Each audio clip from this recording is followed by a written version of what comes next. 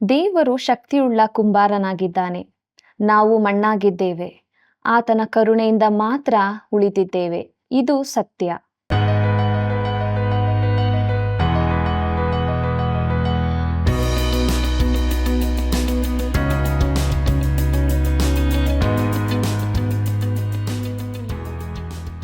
ಆತ್ಮೀಯ ಸಹೋದರ ಸಹೋದರಿಯರೇ, ದೈವಾನ್ವೇಷಣೆ ಸತ್ಯವೇದ ಅಧ್ಯಯನ ಕಾರ್ಯಕ್ರಮಕ್ಕೆ ಪ್ರೀತಿಯ ಸುಸ್ವಾಗತ.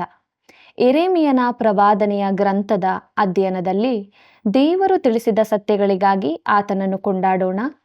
ಕುಂಬಾರನ ಸಾಮ್ಯದಲ್ಲಿ ಮಣ್ಣಿನ ವ್ಯಕ್ತಿತ್ವ, ಮಣ್ಣಿನ ಶಕ್ತಿ, ಒಡೆದ ಪಾತ್ರೆಯ ವಿಷಯದಲ್ಲಿ ಆತ್ಮೀಯ ಸತ್ಯಗಳನ್ನು ಹೊಂದಿಕೊಂಡು ಆತ್ಮದಲ್ಲಿ ಬಲ ಹೊಂದುವ ನಮ್ಮ ಅಧ್ಯಯನವನ್ನು ಪ್ರಾರಂಭಿಸೋಣ. ಆತ್ಮೀಯ ವೀಕ್ಷಕರೇ, ನಿಮಗೆಲ್ಲರಿಗೂ ತುಂಬು ಹೃದಯದ ವಂದನೆಗಳು. ದೇವರ ಮಹಾಕೃಪೆಯಿಂದ ಸತ್ಯವೇದ ಅಧ್ಯಯನದಲ್ಲಿ ನಾವು ಮುಂದೆ ಸಾಗುತ್ತಾ ಇದ್ದೇವೆ. ದೇವರ ನಡೆಸುವಿಕೆಯನ್ನು ನೆನಪು ಮಾಡಿಕೊಳ್ಳುತ್ತಾ ನಮ್ಮ ಅಧ್ಯಯನದಲ್ಲಿ ಮುಂದೆ ಸಾಗುವಾಗ ಯೆರೆಮೀಯನ ಪ್ರವಾದನೆ ಗ್ರಂಥದಲ್ಲಿ 18ನೇ ಅಧ್ಯಾಯದಲ್ಲಿ ಮುಂದುವರಿಯುವಾಗ ಕುಂಬಾರನ ಶಕ್ತಿ ಎಂಬ ವಿಚಾರವನ್ನು ನೋಡೋಣ.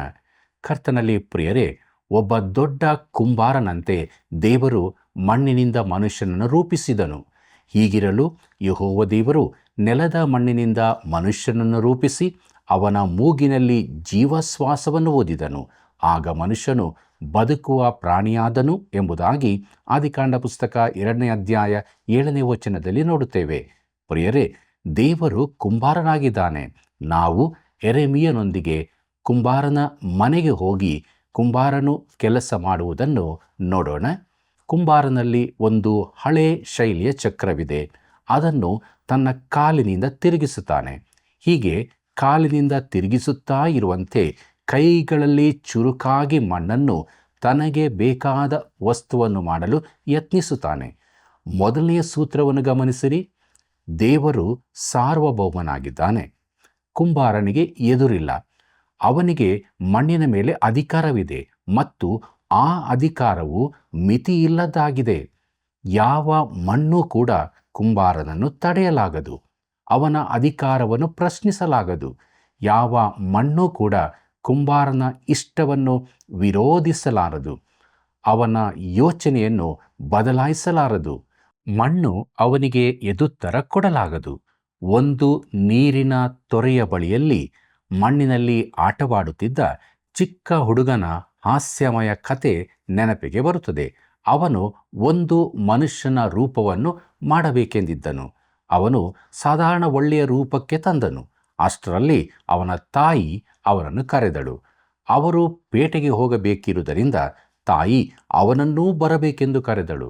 ಅವನಿಗೆ ಹೋಗಲು ಮನಸ್ಸಿರಲಿಲ್ಲ, ಆದರೆ ಒತ್ತಾಯ ಮಾಡಿದಳು. ಅಷ್ಟರಲ್ಲಾಗಲೇ ಅವನು ಆ ಮಾನವ ಗೊಂಬೆಯನ್ನು ಹೆಚ್ಚು ಕಡಿಮೆ ಪೂರ್ತಿಗೊಳಿಸಿದ್ದನು. ಅದಕ್ಕೆ ಒಂದು ಕೈಯನ್ನು ಮಾತ್ರ ಜೋಡಿಸಲು ಬಾಕಿ ಇತ್ತು. ಆದರೆ ಅವನು ಹೋಗಲೇಬೇಕಾಯಿತು. ಅವನು ಪೇಟೆಯಲ್ಲಿರುವಾಗ ಅಲ್ಲಿ ಒಬ್ಬ ಒಂದು ಕೈಯ ಮನುಷ್ಯನನ್ನು ಕಂಡನು. ಆ ಹುಡುಗನು ಅವನನ್ನು ಕ್ಷಣಕಾಲ ನೋಡಿದನು. ಅವನು ಆ ವ್ಯಕ್ತಿಯ ಸಮೀಪಕ್ಕೆ ಹೋಗಿ ಹೇಳಿದನು, ನಾನು ಇನ್ನೊಂದು ಕೈ ಜೋಡಿಸುವ ಮೊದಲೇ ಯಾಕೆ ಬಂದೆ ಎಂಬುದಾಗಿ. ಪ್ರಿಯರೇ, ಕುಂಬಾರನ ಚಕ್ರದ ಮೇಲಿರುವ ಮಣ್ಣು ತನಗೆ ಬೇಕಾದಾಗ ಎದ್ದು ಹೋಗಲು ಆಗುವುದಿಲ್ಲ. ಅದಕ್ಕೆ ಎದುರುತ್ತರ ಕೊಡಲಾಗುವುದಿಲ್ಲ. ಅದು ಏನನ್ನು ಮಾಡಲಿಕ್ಕೂ ಆಗುವುದಿಲ್ಲ.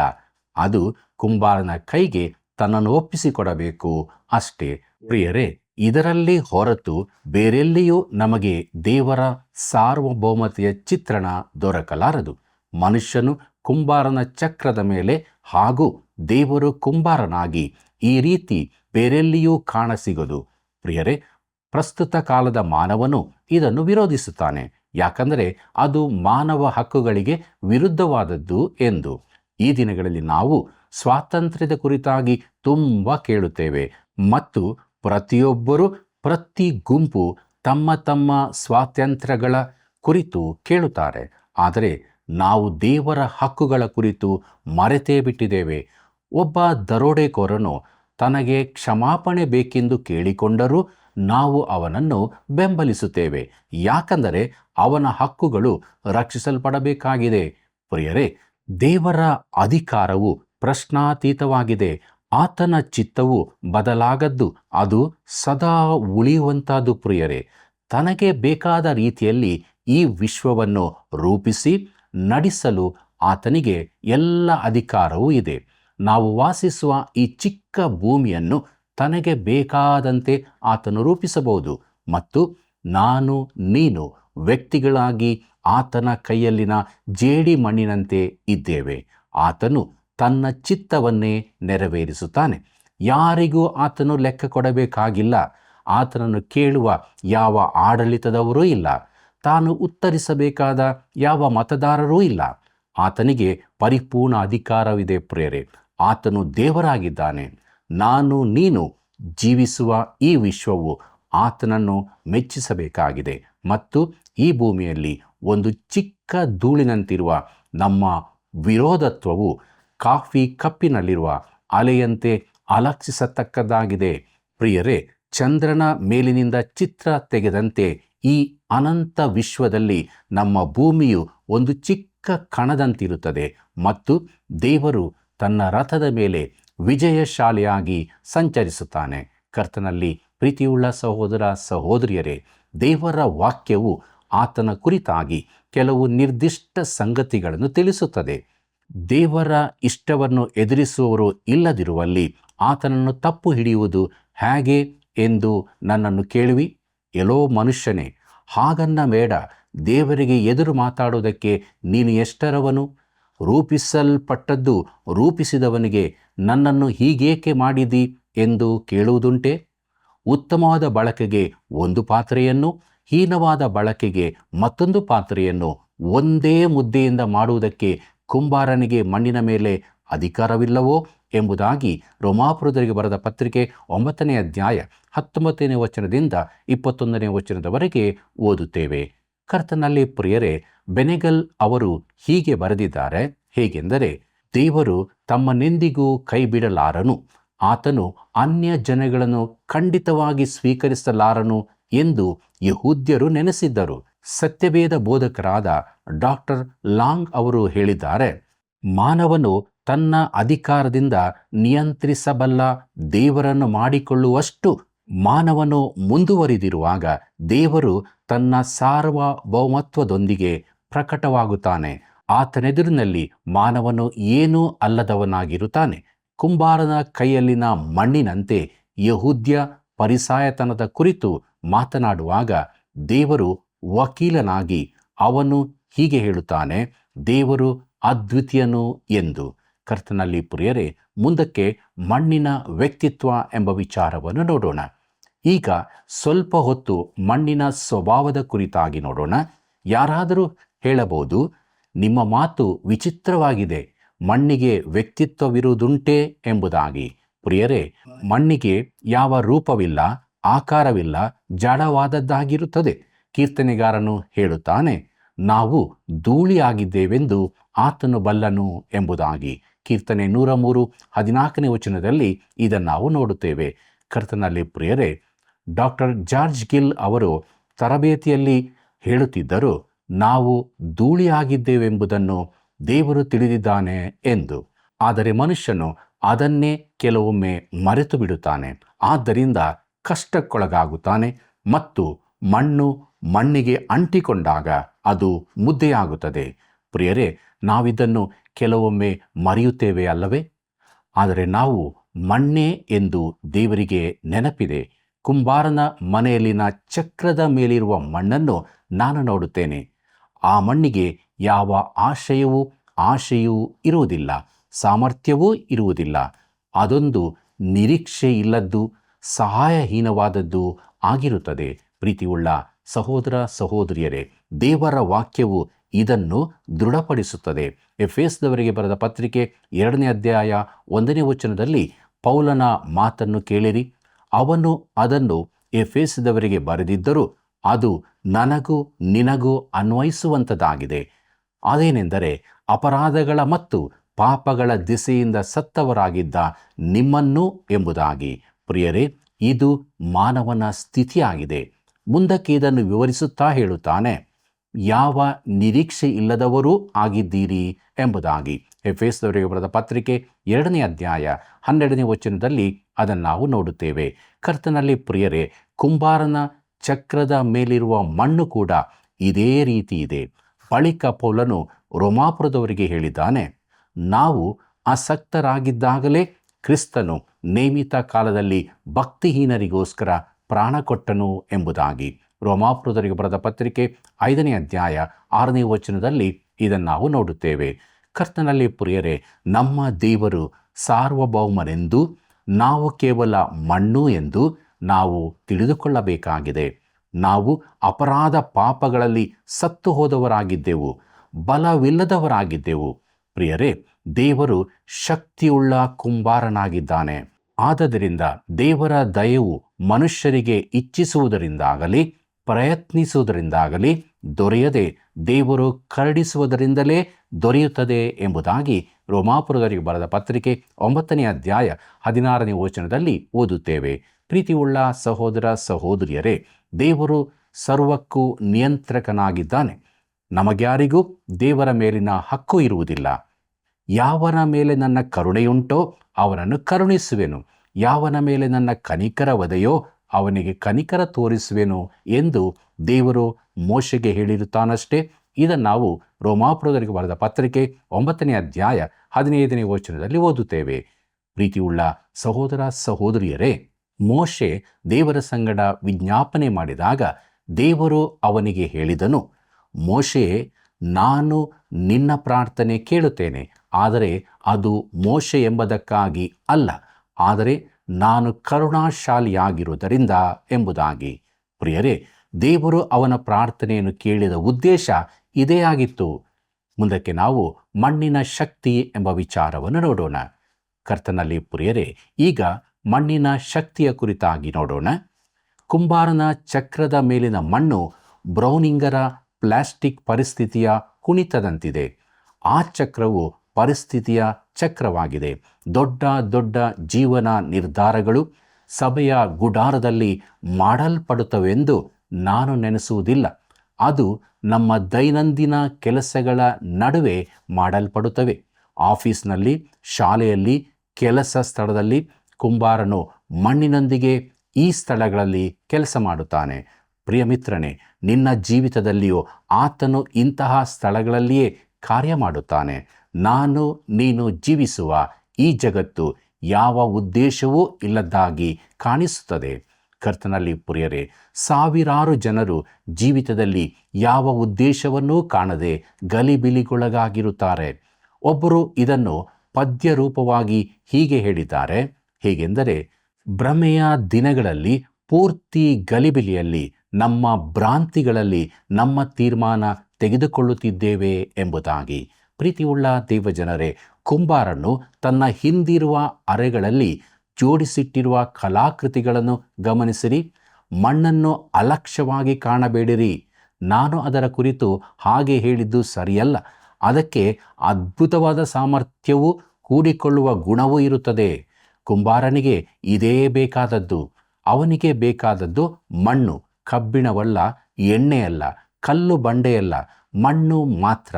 ತನ್ನ ಕೈಯಲ್ಲಿ ಮುದ್ದೆ ಮಾಡಿ ಬೇಕಾದಂತೆ ರೂಪಿಸಬಲ್ಲ ಮಣ್ಣು, ಅದೇ ಅವನಿಗೆ ಬೇಕಾದದ್ದು. ಪ್ರಿಯರೇ, ದೇವರು ಮಾನವರೊಂದಿಗೆ ಹೀಗೆಯೇ ಕಾರ್ಯ ಮಾಡಬೇಕೆಂದಿದ್ದಾನೆ.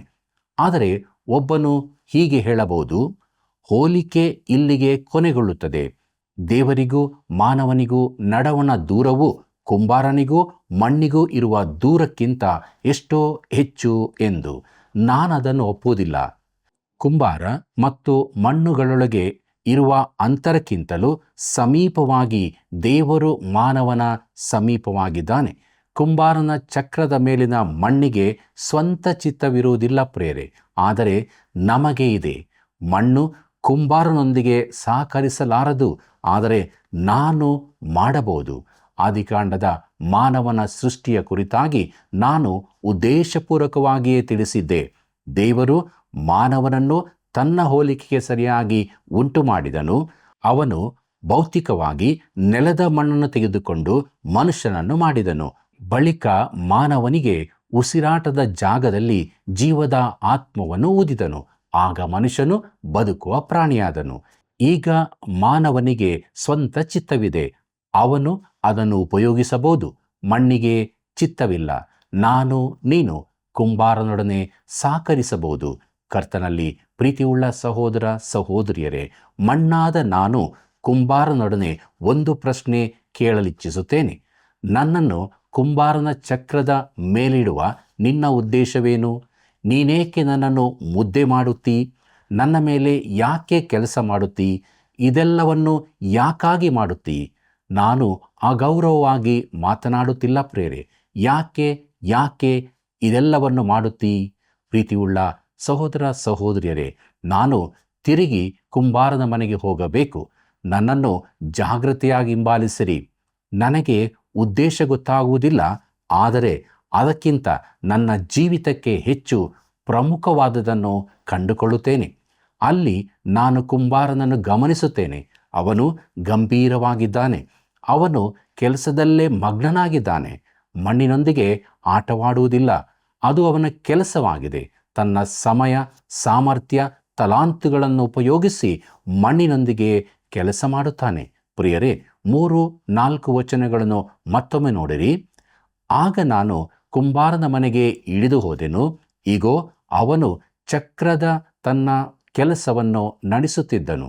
ಆ ಕುಂಬಾರನು ಜೇಡಿ ಮಣ್ಣಿನಿಂದ ಮಾಡುತ್ತಿದ್ದ ಪಾತ್ರೆಯು ಅವನ ಕೈಯಲ್ಲಿ ಕೆಟ್ಟು ಹೋಗಲು ಪುನಃ ತನಗೆ ಸರಿತೋಚಿದ ಹಾಗೆ ಅದನ್ನು ಹೊಸ ಪಾತ್ರೆಯನ್ನಾಗಿ ಮಾಡಿದನು ಎಂಬುದಾಗಿ.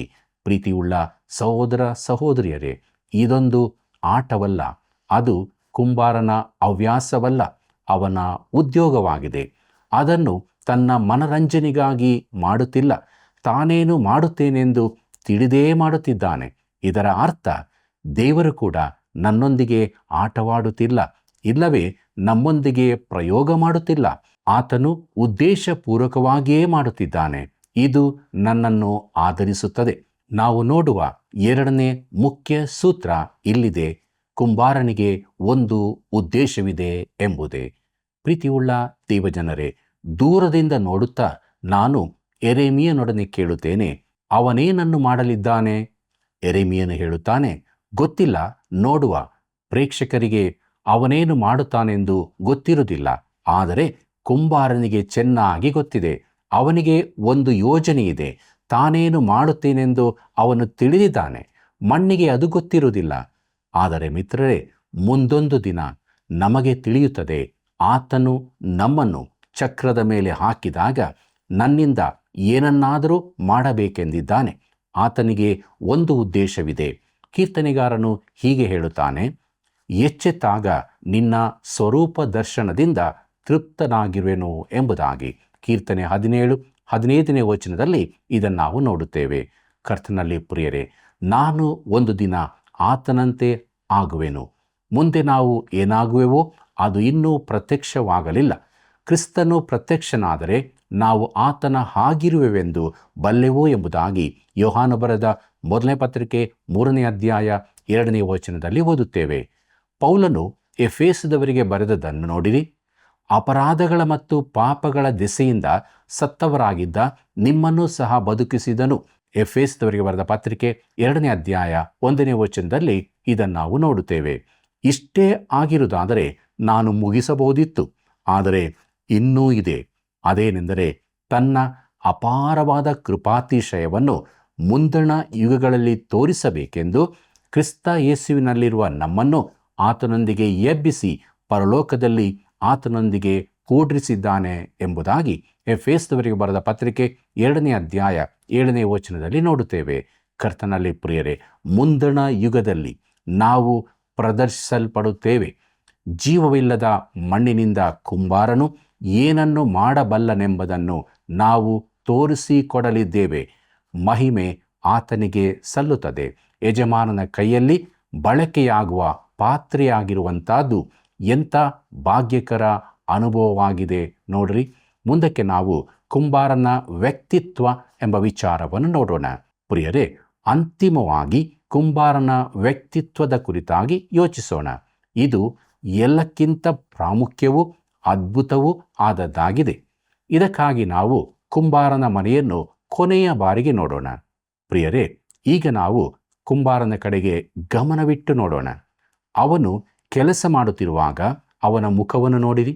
ಅವನು ಚಕ್ರವನ್ನು ತಿರುಗಿಸುತ್ತಾ ಇದ್ದಾನೆ. ಅವನು ಮಣ್ಣನ್ನು ಬಹು ಜ್ಞಾಣ್ಮೆಯಿಂದ ಕಲಾತ್ಮಕವಾಗಿ ಮೃದುವಾಗಿ ಲಕ್ಷ್ಯ ಕೊಟ್ಟು ಪ್ರೀತಿಯಿಂದ ರೂಪಿಸುವುದನ್ನು ನೋಡಿರಿ. ನಾನು ಆತನ ಕಡೆಗೆ ನೋಡುತ್ತೇನೆ.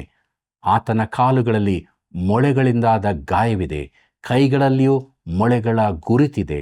ಅಷ್ಟೇ ಅಲ್ಲ, ಮತ್ತಾಯನ ಸುವಾರ್ತೆಯಲ್ಲಿ ಹೀಗೆ ಓದುತ್ತೇನೆ, ಆಗ ಆತನನ್ನು ಹಿಡುಕೊಟ್ಟ ಯೂದನು ಆತನಿಗೆ ಮರಣದಂಡನೆಯ ತೀರ್ಪಾಯಿತೆಂದು ನೋಡಿ ಪಶ್ಚಾತ್ತಾಪಪಟ್ಟು ಆ 30 ರೂಪಾಯಿಗಳನ್ನು ಮಹಾಯಾಜಕರಿಗೂ ಹಿರಿಯರಿಗೂ ತಿರುಗಿ ತಂದು ತಪ್ಪಿಲ್ಲದವನನ್ನು ಮರಣಕ್ಕೆ ಒಪ್ಪಿಸಿಕೊಟ್ಟು ಪಾಪ ಮಾಡಿದೆನೋ ಅಂದನು. ಅದಕ್ಕವರು, ಅದು ನಮಗೇನು, ನೀನೇ ನೋಡಿಕೋ ಅಂದರು. ಆಗ ಅವನು ಆ ಹಣವನ್ನು ದೇವಾಲಯದೊಳಕ್ಕೆ ಬಿಸಾಟು ಬಿಟ್ಟು ಹೊರಟು ಹೋಗಿ ಉರುಳು ಹಾಕಿಕೊಂಡು ಸತ್ತನು.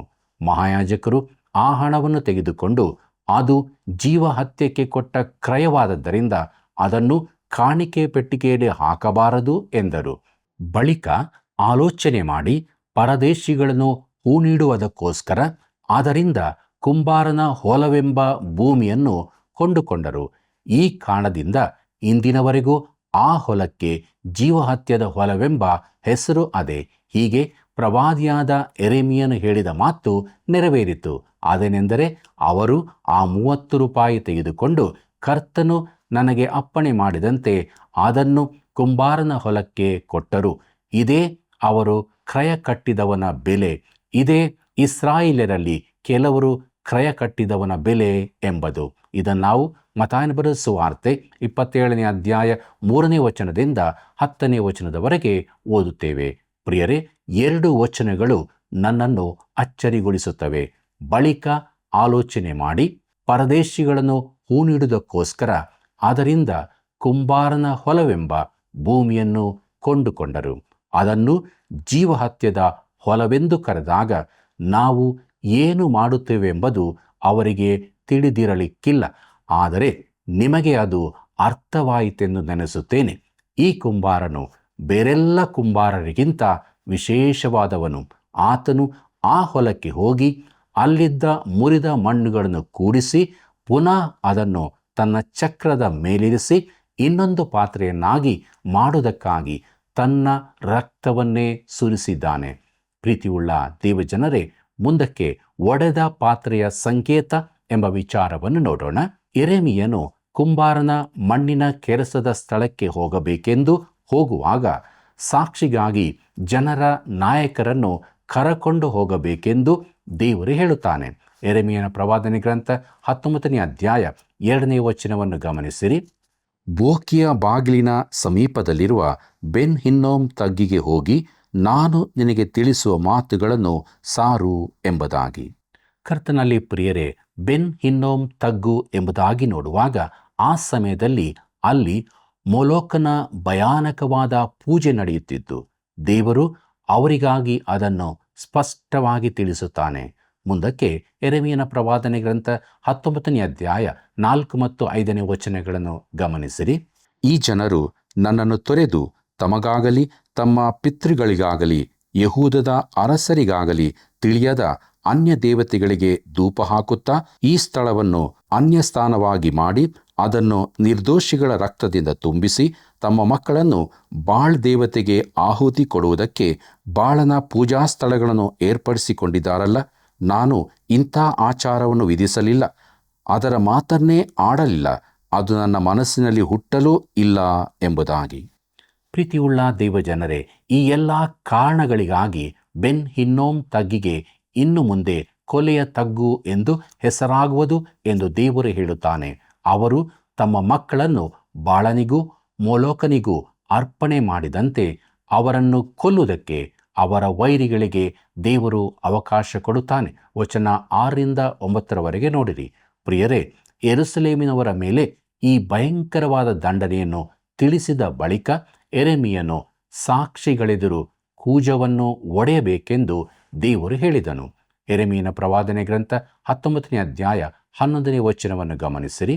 ಅವರಿಗೆ ಹೀಗೆ ಹೇಳು, ಸೇನಾಧೀಶನಾದ ಯೆಹೋವನು ಇಂತೆನ್ನುತ್ತಾನೆ, ಒಡೆದು ಸರಿಪಡಿಸಲಾಗದ ಮಣ್ಣಿನ ಪಾತ್ರೆಯಂತೆ ನಾನು ಈ ಜನರನ್ನು ಪಟ್ಟಣವನ್ನು ಒಡೆದು ಬಿಡುವೆನು. ಇನ್ನೆಲ್ಲಿಯೂ ಸ್ಥಳವಿಲ್ಲವಾಗಿ ಶವಗಳನ್ನು ತೋಫೇತಿನಲ್ಲಿ ಉಣ್ಣುವರು ಎಂಬುದಾಗಿ. ಕರ್ತನಲ್ಲಿ ಪ್ರಿಯರೇ, ತೋಫೇನಿಂದ ಅಂದರೆ ಹಿನ್ನೋಮ್ ತಗ್ಗಿನಿಂದ ಹಿಂದಿರುಗಿದ ಯೆರೆಮೀಯನು ದೇವಾಲಯದ ಪ್ರಾಕಾರಕ್ಕೆ ಬಂದನು. ಅಲ್ಲಿಂದ ಈ ಕೊನೆ ಮಾತುಗಳನ್ನು ಹೇಳಿದನು. ಅದೇನೆಂಬುದಾಗಿ ನೋಡೋಣ. ಯೆರೆಮೀಯನ ಪ್ರವಾದನೆ ಗ್ರಂಥ 19ನೇ ಅಧ್ಯಾಯ 15ನೇ ವಚನವನ್ನು ಗಮನಿಸಿರಿ. ಆಹಾ, ಈ ಪಟ್ಟಣದವರು, ಇದರ ಸುತ್ತಣ ಎಲ್ಲಾ ಊರುಗಳವರು ನನ್ನ ಮಾತುಗಳನ್ನು ಕೇಳಲೊಲ್ಲದೆ ತಮ್ಮ ಮನಸ್ಸನ್ನು ಕಠಿಣ ಮಾಡಿಕೊಂಡ ಕಾರಣ ನಾನು ಈ ಪಟ್ಟಣಕ್ಕೆ ಕೊಟ್ಟ ಶಾಪದ ಕೇಡನ್ನೆಲ್ಲ ಇವರಿಗೆ ಬರಮಾಡುವೆನು ಎಂದು ಸಮಸ್ತ ಜನರಿಗೆ ಸಾರಿದನು ಎಂಬುದಾಗಿ.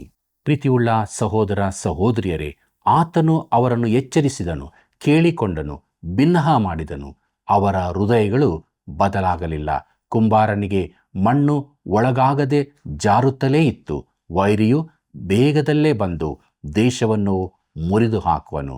ಪ್ರೀತಿಯುಳ್ಳ ಸಹೋದರ ಸಹೋದರಿಯರೇ, ದೇವರು ಕುಂಬಾರನು, ನಾವು ಆತನ ಕೈಯಲ್ಲಿದ್ದೇವೆ. ಆತನ ಚಿತ್ತದಂತೆ ನಡೆಯುವುದಕ್ಕೆ ನಮ್ಮನ್ನು ಒಪ್ಪಿಸಿಕೊಟ್ರೆ ಆತನು ನಮ್ಮನ್ನು ಸುಂದರವಾದ ಪಾತ್ರೆಯನ್ನಾಗಿ ಮಾಡಿ ತನ್ನ ಉಪಯೋಗಕ್ಕಾಗಿ ನಮ್ಮನ್ನು ತನಗಾಗಿ ಉಪಯೋಗಿಸಿಕೊಳ್ಳುತ್ತಾನೆ. ಹೀಗಾಗುವಂತೆ ದೇವರ ಕೈಗೆ ನಮ್ಮನ್ನು ಒಪ್ಪಿಸಿಕೊಡೋಣ. ಪ್ರಾರ್ಥನೆ ಮಾಡೋಣ. ಕೃಪಾಳು ದೇವರೇ, ನಿನ್ನ ಹಸ್ತಕ್ಕೆ ನಮ್ಮನ್ನು ಒಪ್ಪಿಸಿಕೊಟ್ಟಿದ್ದೇವೆ. ನಮ್ಮಲ್ಲಿ ನೀನು ಮೆಚ್ಚದಿರುವಂಥ ಸ್ವಭಾವಗಳನ್ನು ತೆಗೆದುಹಾಕು ಮತ್ತು ನಿನ್ನಲ್ಲಿ ನಾವು ಬಲಹೊಂದಿ ಧನ್ಯರಾಗುವಂತೆ ನಮ್ಮನ್ನು ರೂಪಿಸಿ ಕೈ ಹಿಡಿದು ನಡೆಸು. ನಮ್ಮೆಲ್ಲ ವೀಕ್ಷಕ ಬಾಂಧವರ ಜೊತೆ ನಿನ್ನ ಅಪಾರವಾದ ಕೃಪೆ ಇರಲಿ. ಯೇಸುವಿನ ನಾಮದಲ್ಲಿ ಬೇಡಿದೆವು ತಂದೆ, ಆಮೆನ್. ಪ್ರಿಯರೇ, ದೇವರು ಸಾರ್ವಭೌಮನಾಗಿದ್ದಾನೆ. ಯಾವ ಮಣ್ಣು ಕೂಡ ಕುಂಬಾರನನ್ನು ತಡೆಯಲಾರದು, ಅವನ ಯೋಜನೆಯನ್ನು ಬದಲಾಯಿಸಲಾರದು. ಕುಂಬಾರನ ಚಕ್ರದ ಮೇಲಿನ ಮಣ್ಣಿಗೆ ಸ್ವಂತ ಚಿತ್ತ ಇಲ್ಲ, ಆದರೆ ನಮಗೆ ಇದೆ. ನಾವು ನಮ್ಮ ಚಿತ್ತವನ್ನು ದೇವರ ಚಿತ್ತಕ್ಕೆ ಒಳಪಡಿಸಿದಾಗ ದೇವರಿಗೆ ಉಪಯುಕ್ತವಾದ ಪಾತ್ರೆಯಾಗಿ ನಾವು ರೂಪಿಸಲ್ಪಡುತ್ತೇವೆ.